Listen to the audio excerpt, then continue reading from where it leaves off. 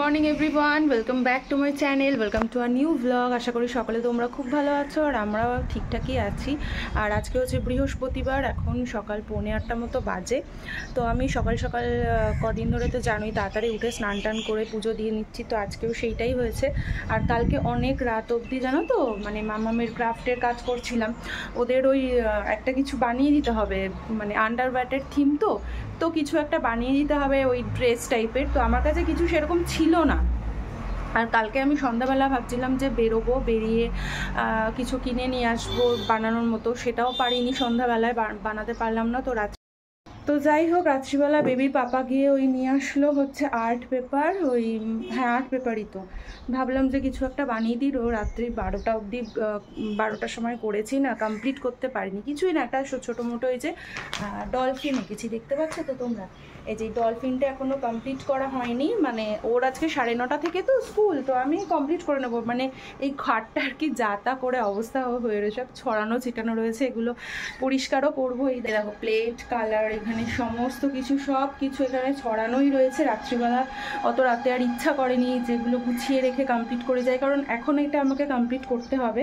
এর চোখ মুখ কিছু আঁকা হয়নি, তো এইটা হলো। আর এই যে মামামের ওইটা তো হয়ে গেছে, যেইটা আমি তোমাদেরকে দেখালাম, এটা হয়ে গেছে। একটা কিছু বানিয়ে নিয়ে যেতে বলেছিল, আর এইটা বানিয়ে দিয়েছি। আর এইটা জানি না এখন ডলফিনটা এরকম কীরকম লাগবে। তো যাই হোক, আমি চা বসিয়ে এসেছি, চাটা ঢেকে এসেছি। আর আজকে রান্নাবান্না এখনও কিছু স্টার্ট করিনি, তো চলো রান্নাঘরে চলে যাই, রান্নাবান্না করি। এই ঘুম থেকে উঠেছে, উঠে এই ঘরে চলে এসেছে, যেহেতু এই ঘরে ওর জিনিসপত্র আছে। কালারগুলো কিন্তু পড়ে যাবে মা, চলো ফ্রেশ হবে। হ্যাঁ, ওটা কি কালার? ইয়েস। আর ওইটা কি কালার? আর তোমার লেফট হ্যান্ডেরটা কি কালার? একটা ব্লু কালার, আর একটা কি কালার বলো? Yes, white colour. চলো, এটা কমপ্লিট হয়নি, আগে আমি ফ্রেশ, হ্যাঁ কমপ্লিট করবো, রাখো ওটা, রেখে দাও। আসো এই ঘরে আসো, থাক থাক। রান্নার এখানে জোগাড় করছি। এখানে হচ্ছে লাউ কেটে নিয়েছি, আর এখানে মুগ ডালটা ধুয়ে নিয়েছি। নিরামিষের দিনে আর কি রান্না করব বুঝে পাই না। তো এই হচ্ছে ডাল হবে, আর এখানে যে এঁচড় সেদ্ধ করে নিয়েছি, এঁচড়ের তরকারি হবে, আর একটা কিছু হবে। আর এখানে দেখো আমি চিড়া ভিজিয়ে দিয়েছি, মোটা চিড়া, আজকে দই চিড়া দিয়ে দেবো হাজব্যান্ডকে টিফিনে, মানে ব্রেকফাস্টে। রান্না বান্না করছি, আর এখানে এঁচড়টা ভাজা হতে দিয়েছি, নুন হলুদ দিয়ে একটু ভেজে নিচ্ছি যাতে করে টেস্টটা একটু ভালো আসে। আর এখানে আমি ডালটা সেদ্ধ হতে দিয়েছিলাম, যেটা হয়ে গেছে সেদ্ধ। আর কাবলি ছোলার প্যাকেটটা এইমাত্র কাটলাম, তো ভাবলাম যে রাত্রিবেলার জন্য একটু কাবলি ছোলা বানাবো, কারণ এঁচড়ের তরকারিটা দুবেলা হবে না, তো ওই জন্যই ভাবছি এখন ভিজিয়ে রাখি, বিকেলবেলা বানিয়ে নেব। আর একটা ডালের প্যাকেট আছে, ডালের প্যাকেটটাও কাটতে হবে। আমি না মটর ডাল আর ছোলার ডাল একদম বুঝতে পারি না, মাঝে মাঝে আমার গুলিয়ে যায়। তো যাই হোক, এই প্যাকেটটা কাটি। আর এখানে মশলার মধ্যে যে টমেটো, কাঁচা লঙ্কা, আদা দিচ্ছি, কারণ আজকে তো নিরামিষ। একদম সাধারণভাবে এঁচড়টা বানাবো। ওই 5 ফোড়ন, তেজপাতা ফোড়ন দিয়েছি, আর 5 ফোড়ন দিয়েছি তেলের মধ্যে, আর আলুটা ভেজে মশলা টশলা সব দিয়ে একবারে গুঁড়ো মশলা দিয়ে কষিয়ে নেব। গুঁড়ো মশলার মধ্যে হচ্ছে জিরে গুঁড়ো, হলুদ গুঁড়ো, নুন, ধনে গুঁড়ো, যা যা রোজকারের মশলা সেগুলো দিয়ে ভালো করে কষিয়ে তারপর এঁচড়টা দিয়ে দেবো। ও হ্যাঁ, একটা জিনিস বলতে ভুলে যাচ্ছি, আমি না একটু টমেটো কেচাপ দিই জানো তো, তাতে করে টেস্টটা খুব সুন্দর আসে, আর কালারটাও খুব ভালো আসে, যেহেতু আমরা গুঁড়ো লঙ্কাটা খাই না। ওইটাই আর কি, তোমরা একবার দেখতে পারো দিয়ে রান্নাতে, মানে এইরকমভাবে যখন কষাবে না একটু টমেটো কেচাপ দিয়ে দেখবে, টেস্ট খুব সুন্দর আসে। তো যাই হোক, এটা আস্তে আস্তে হোক। আর মাম্মামের আজকে স্কুল আছে, একদিকে রান্না করছি আর একদিকে গিয়ে ওই প্রজেক্টটা কমপ্লিট করছি জানো, কারণ হচ্ছে ওটার আউটলাইনটা করা হয়নি। আর তারপরে ও স্নান করবে, স্নান টান করে রেডি হয়ে কি ড্রেস পরবে সেটাও আগে থেকে সিলেক্ট করিনি। দেখি ব্লু কালারেরই কোনো একটা ড্রেস পরিয়ে দেবো, কারণ আজকে যেহেতু ওয়াটারের থিম রয়েছে, তাই জন্য ব্লু কালারটাই বেশ মানাবে। তো রান্না করে ওকে একেবারে রেডি করে দিই, করে তারপরে ও স্কুলে গেলে ব্যাস নিশ্চিন্ত। তারপরে আস্তে ধীরে, আমার তো এমনি স্নান করা পুজো দেওয়া হয়ে গেছে, তারপর আমি আস্তে ধীরে রেডি হয়ে মাম্মামকে আনতে যাব, অসুবিধা হবে না। আর একটু বেশি করে জল দিচ্ছি দেখো এঁচড়ে, তাতে করে কী হবে বলো তো, একটু মানে গ্রেভিটাও ভালো হবে আর মানে যাই হোক একটু গ্রেভি হলে খেতে ভালো লাগে আর কি। আর আজ ডাঁটা শাক করছি, ডাঁটাগুলো তো খাওয়া হয়ে গেছে, শাকটা রয়ে গেছে। স্কুল থেকে ছুটি হয়ে গেছে, আসলে দেখো চিপস খাচ্ছে দুজনেই। এইদিকে তাকাও তো সোনু, এই যে দুজনে একটু এদিকে তাকাও। আসো আসো আসো আসো, চলো চলো চলো চলো চলো চলো চলো চলো চলো চলো।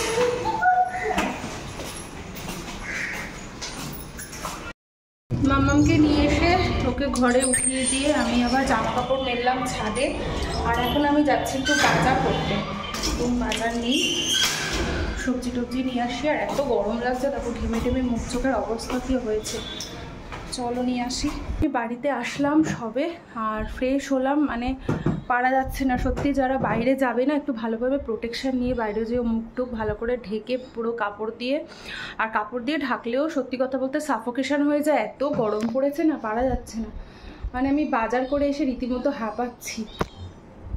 তো এখন একটুখানি এই যে কালকে তালের শাঁস এনেছিলাম না, এই যে দেখো তালের শাঁস, তো তালের শাঁসটা এখন খাবো। আর কে কে তালের শাঁস খেতে ভালোবাসো অবশ্যই একটুখানি জানি, মানে আমার তো প্রচণ্ড ভালো লাগে তালের শাঁস খেতে। আর তার সাথে নিয়ে নিয়েছি একটু আঙুর, আঙুরগুলোতে না একটু দানা হয়ে গেছে, মানে ওই আঙুরটা পেলাম না দানা ছাড়া। দুপুরবেলা খাওয়ার আগে একটু বড়া ভাজা করলাম, ডাল অবশ্য আমি আগেই ভিজিয়ে রেখেছিলাম। এই গরম গরম বড়া ভাজা গরম ভাতের সাথে খেতে ভালো লাগে। আর এই যে ভাতটাও এইমাত্র হয়েছে, হাজবেন্ড হাত মুখ ধুচ্ছে, আমি ওই জন্য ভাতটা ঢেকে রেখেছিলাম। আর তারপর দেখো ভাতটা বেড়ে দিয়েছি, সব কিছু এই যে লাউ দিয়ে ডাল, শাক ভাজা, এঁচড়ের তরকারি, একটু বড়া ভাজা, নিরামিষের দিনে সিম্পল খাওয়া দাওয়া।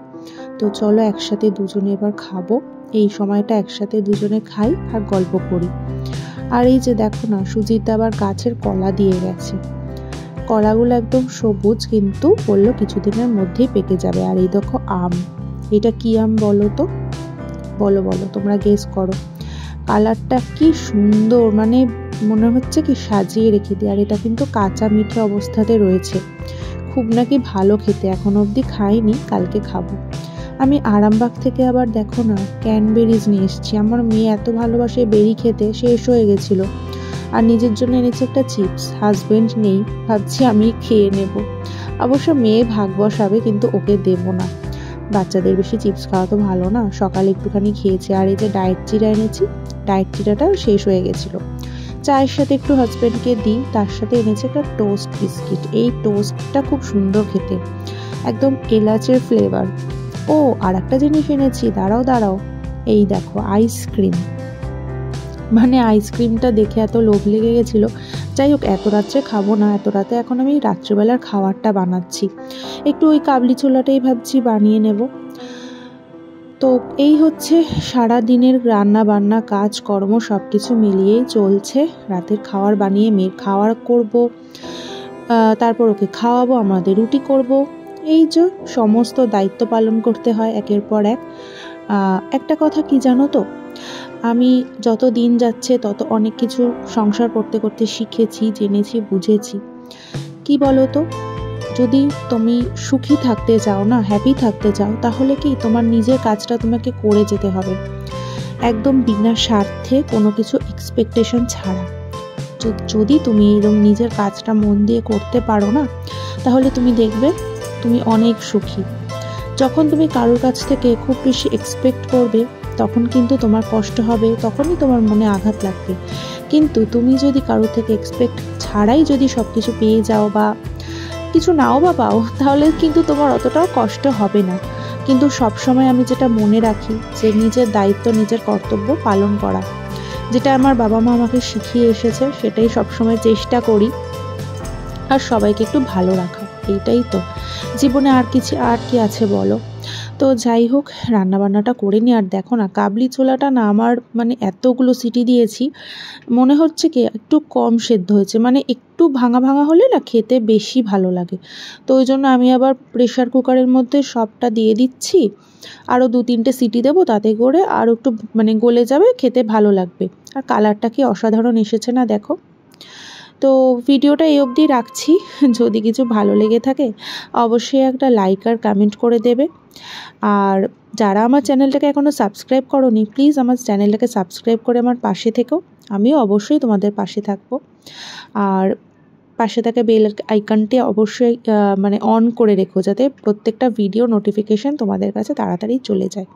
তো চলো, সবাই সুস্থ থাকবে, ভালো থাকবে। আবার তোমাদের সাথে নতুন ভিডিওতে দেখা হবে। টাটা।